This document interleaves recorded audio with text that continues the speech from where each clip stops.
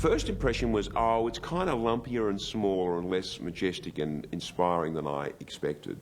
But then when you get to it and go and walk amongst it, it really is a scary place. Hanging Rock is quite an ominous location. It's a real location, obviously. We used to climb it 2 or 3 times a day, and it was quite exhausting. Like, we'd go down for lunch, which I remember was always totally covered with flies. I used to go there when I was a kid. We'd go for picnics and climb all over the rock, but it was only when going back to make picnic at Hanging Rock that I actually became aware of those faces in the rock. I remember the goats on the rock, who some people said were manifestations of the girls. I don't believe that for a second. I have never found the rock ominous. For me, it's always been about something else. It's mysterious, for sure. And that first time, it really did almost overwhelm us. I mean, I think if it could have eaten us up, it would have then, because I don't think it knew what was about to happen to it.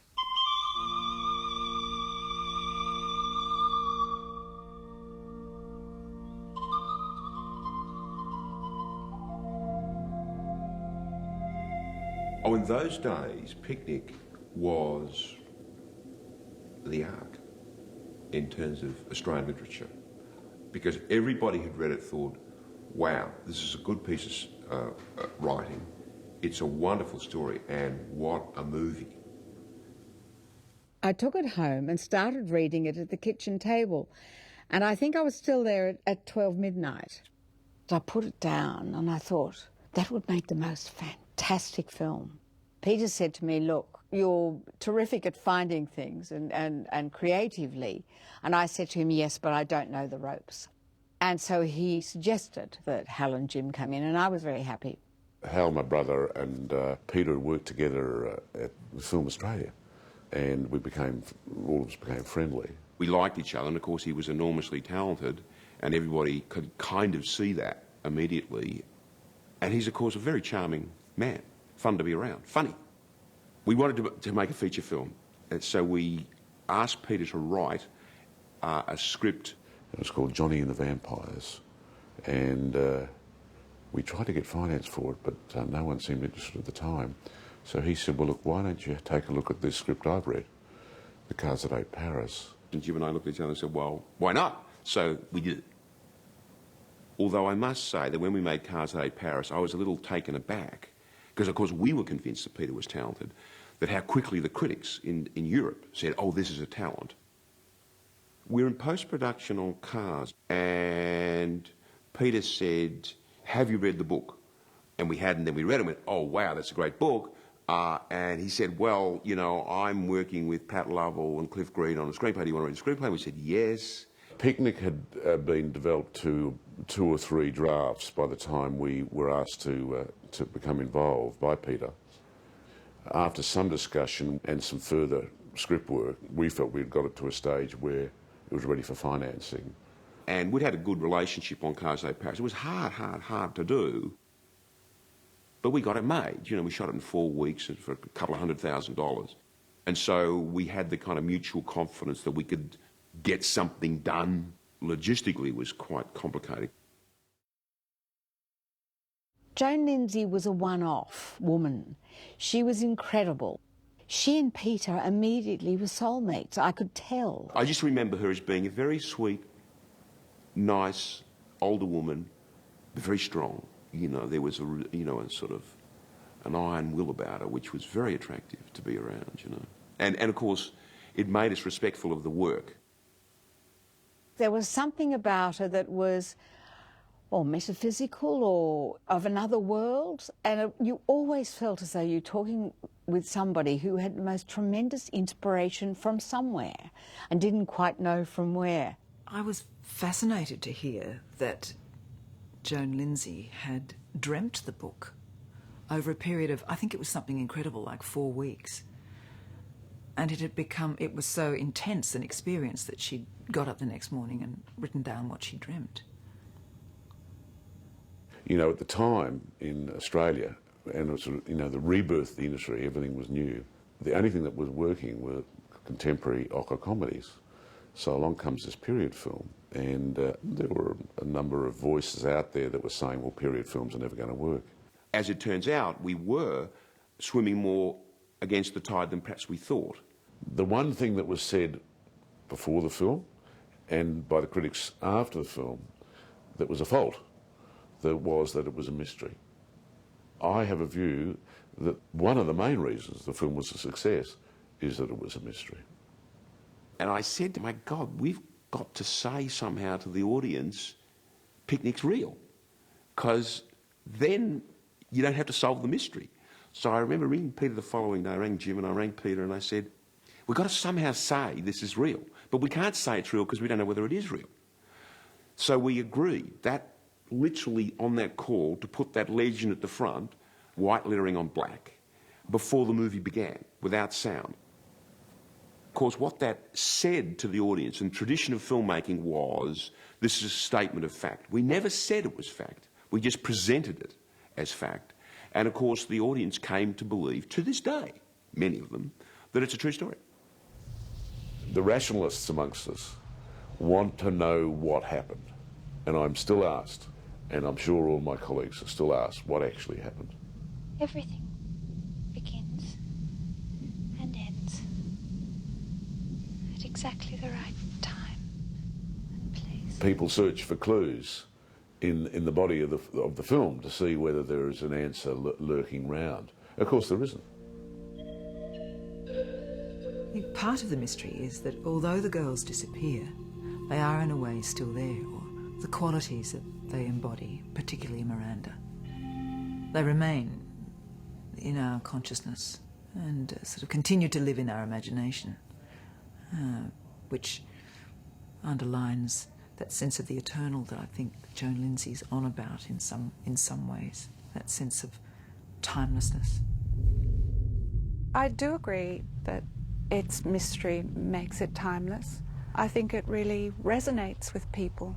I think the film touches on that part of people that recognises that really extraordinary things happen, you know, for no reason. And I think, too, there's something about that sense of nature, of being something you can't control, that something can happen in nature that is completely beyond us to do anything about, and there's no reason why it should happen to that particular person or that particular town, or it just happens.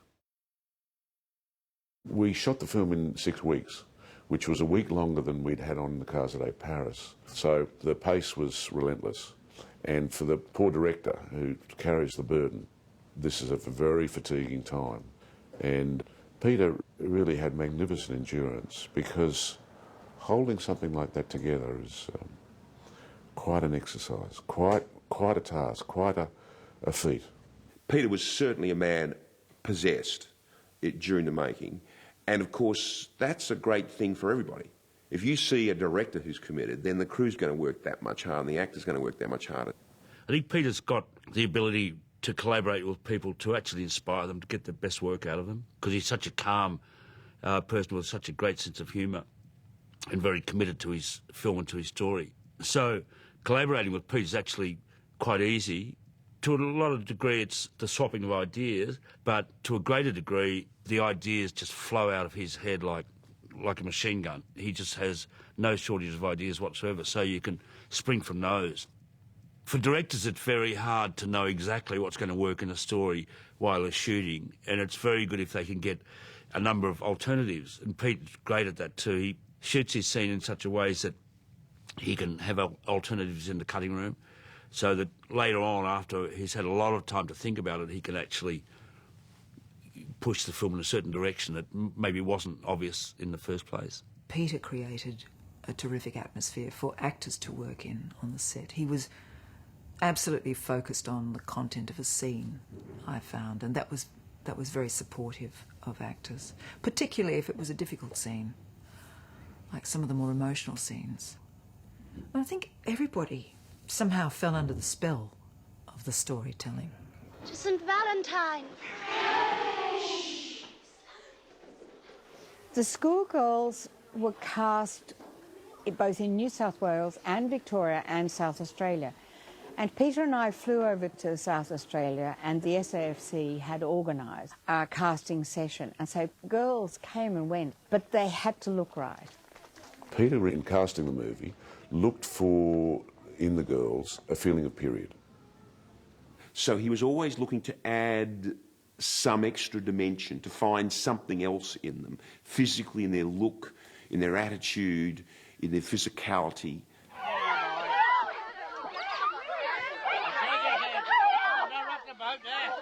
Actually, Anne wasn't the first choice for the role. Somebody else was. A girl called Ingrid Mason, who was quite different to Anne. During rehearsals, I remember Peter came to Hal and I and said, look, this is not really working, and I think we ought to bite the bullet. And he took us to a photograph of the girls assembled. He said, this is the one. And clearly she was. And he was pointing at Anne Lambert.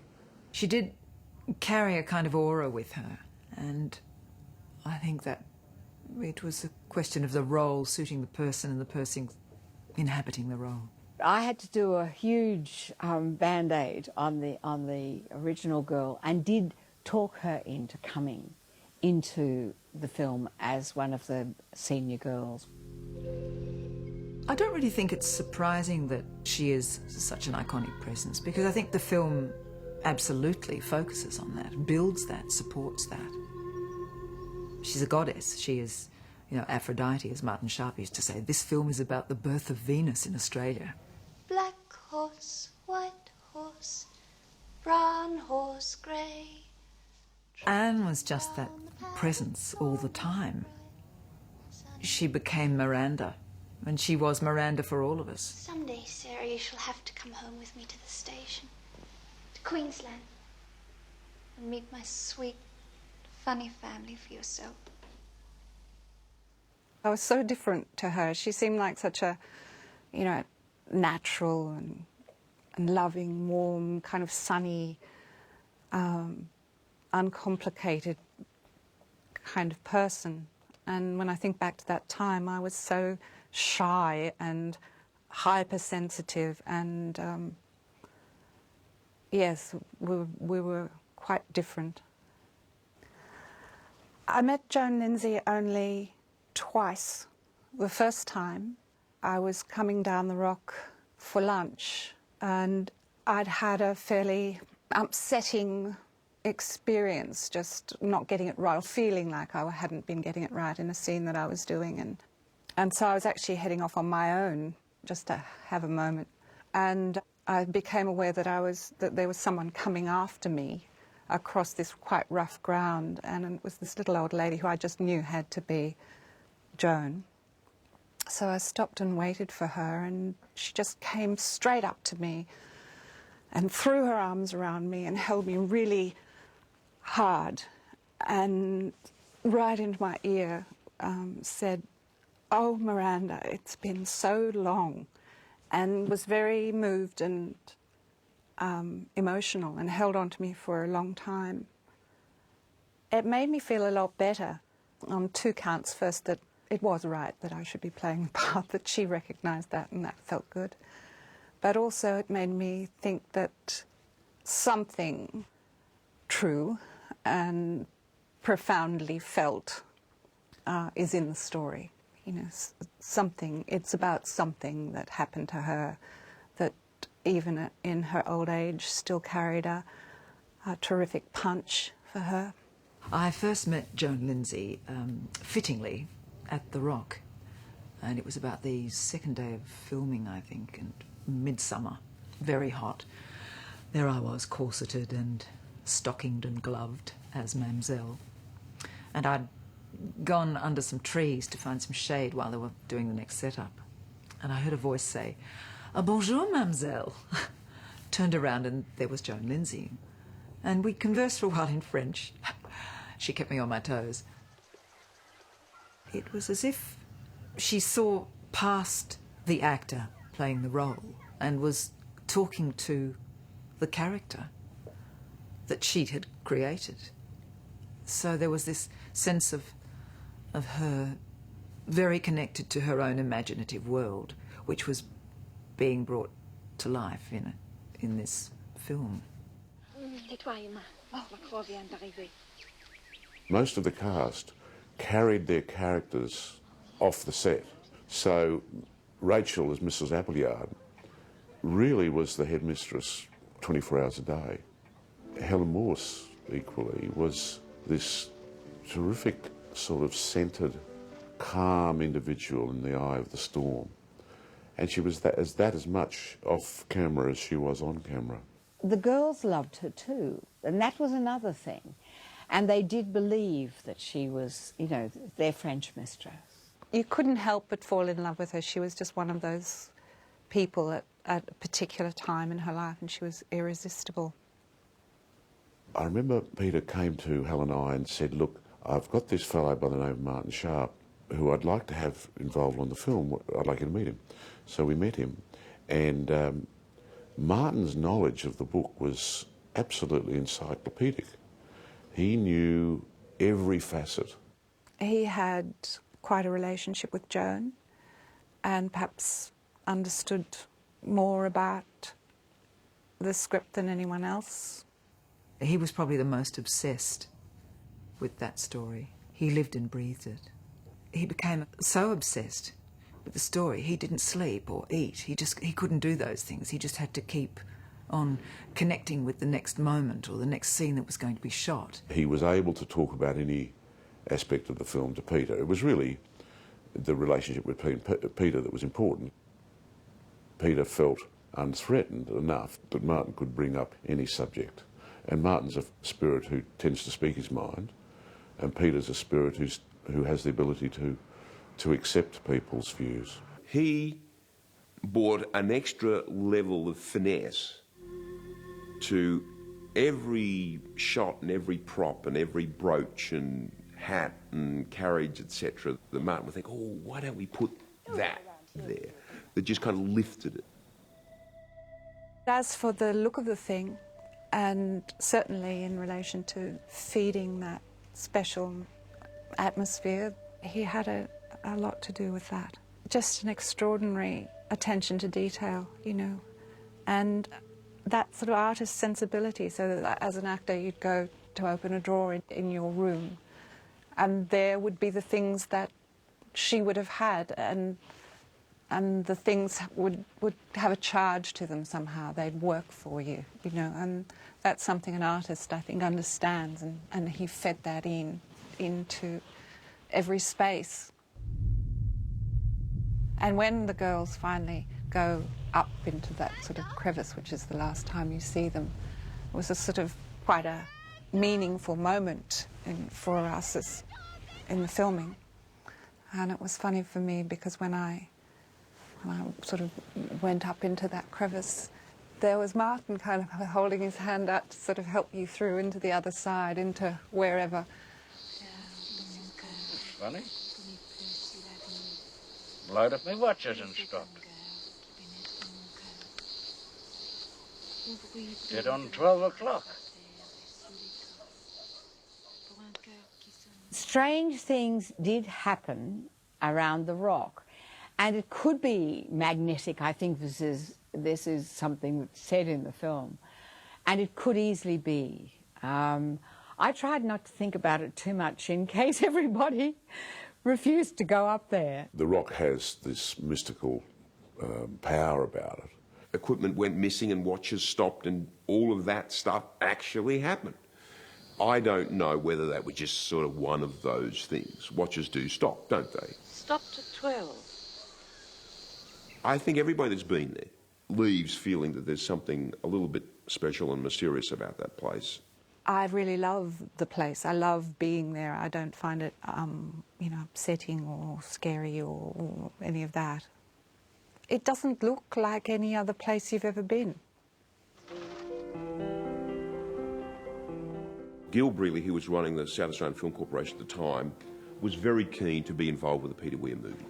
And he stepped up and said, we want to invest and contribute to this film, but you've got to shoot in South Australia. But that's so, okay, well, let's see if we can find a school in South Australia. And lo and behold, we found Martindale Hall. And we went out there, and I'll never forget turning around that corner and seeing it. It could not have been more perfect. I heard a story about Martindale Hall that was to do with how it came into being. Very romantic story and absolutely fitting for the film. Apparently the man who built it for a woman he loved, and he was told that the only way she would emigrate from England and live with him was if he built a replica of her home in England, which he did, and then she didn't turn up. And the most romantic part of the story is that he lost it in a gambling game, which I think is lovely. Russell Boyd's contribution to that film is absolutely amazing.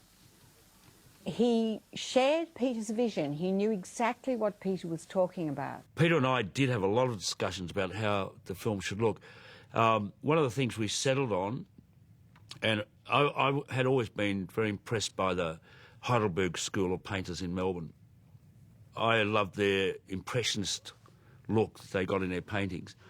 And we sort of had a good hard look at a lot of those paintings, and we sort of settled on what should be a diffused, backlit sort of look, which those paintings all have that wonderful light from behind. So that gave me the opportunity to develop what was an old still photographer's ploy. I experimented with putting nets in front of the lens. I remember he came in and one day and he said, I borrowed my wife's stockings and I'm going to just stick it over the front of the camera, which he did. And so that was that diffused look. To find the right material for these nets, I went into David Jones' wedding department. I think I was the only bloke who'd ever been in there, actually.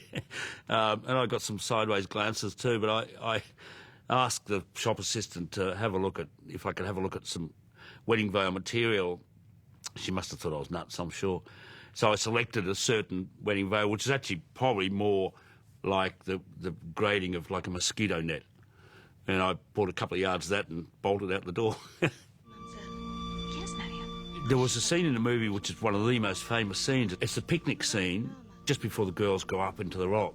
And time was of the essence, as it is always in shooting a movie. But first time we went up the rock and looked at the location, I realised that only between like 12 o'clock and 1:30 sort of thing, we'd get a perfect light on the rock.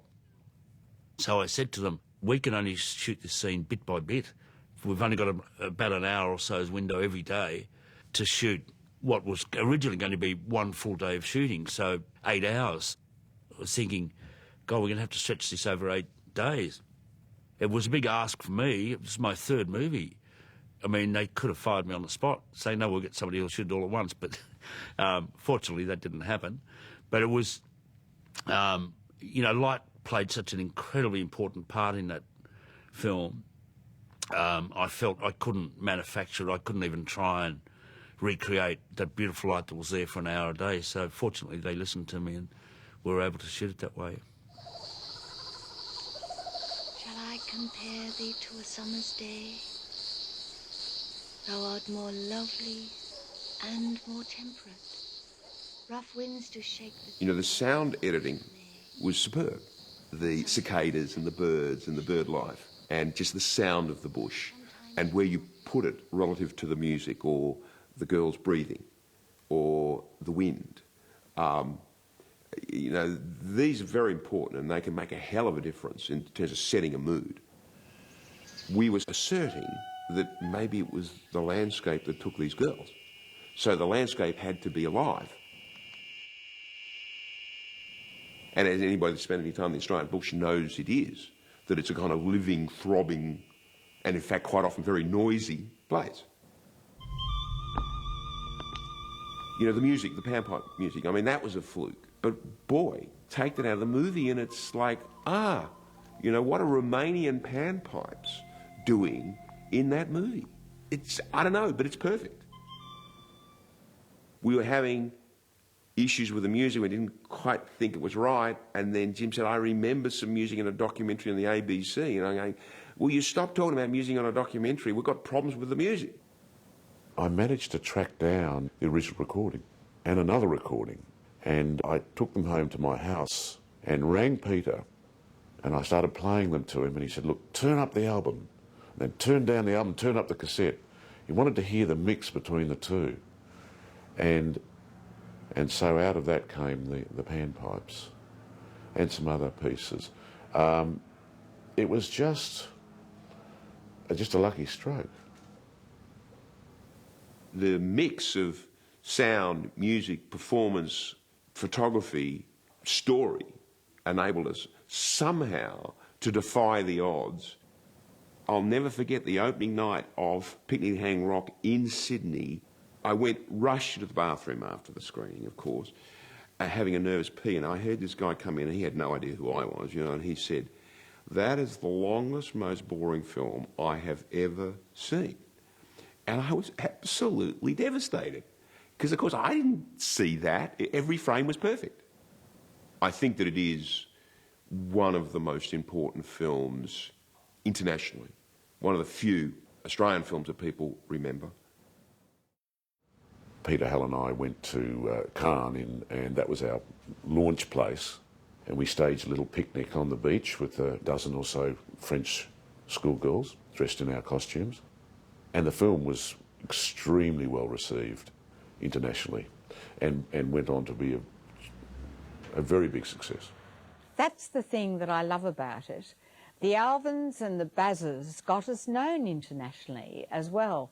But after Picnic, you had all these marvellous films. But what remained elusive was America. In the 70s, Australian films were just not known in America at all. Distributors in those days, it was like, an Australian film? Yeah, right. I remember a distributor saying, well, we're going to have to revoice all of this. And so the process was slow. The film was eventually released after the last wave. It was critically well received, but the public never got to see it. Looking back at it, I'm just sort of really delighted and proud that somehow we managed to do something that even today is still rich and interesting. We always felt that Picnic at Hanging Rock was a special film, and there was this aura that came round the whole motion of making the film. So we knew that something special was about. We didn't realise how big it was going to be. I think the film is still very, very current. It hasn't really dated at all because it was set in a period that will remain forever anyway. And I think the techniques used have helped to maintain its own dignity. So I think the film's quite a timeless piece, actually. One of the things I did love about this particular story, and obviously the book, was the fact that it was kind of a female-centred film, and this is manifested in Miranda, of course, but also the fact that the story is populated with a lot of women. There's a kind of female principle, I think, being explored and manifested. Picnic's special in a way that it allows so much to be projected onto it. Lots and lots of people have come up to me who I would probably have never spoken to, who've talked to me in a very personal way that would probably normally have taken, a good, few years of knowing them to get to, And so it's been interesting from that point of view. People talk about themselves in relation to the film, their responses, in a very personal way. For me, I was fortunate, I was lucky. The whole experience of Picnic, from start to finish, was a extremely rewarding experience. The themes still resonate for me. I think that's probably the most powerful thing about it as an experience, and what makes it perhaps different and special in a different way from other work I've done. Well, look, I think the truth is that in those days, we really didn't know much at all. We were literally kids. I was like 26, 27, 28, something like that. There were no rules. So even the preconceptions were arguable. With Picnic, I have to say everybody wanted it to succeed. We all wanted it to succeed. And I don't think I had a moment of doubt during the whole shoot that it wouldn't.